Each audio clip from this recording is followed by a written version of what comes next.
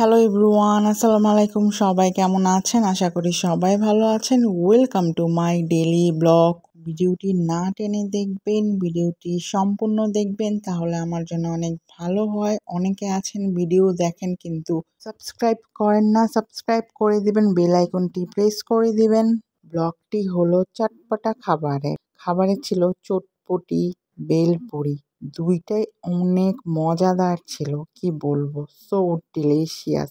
আপনাদের বলেন তো কার কার চটপটি, বেলপুরি, ফুচকা পছন্দ? কমেন্টে জানাবেন।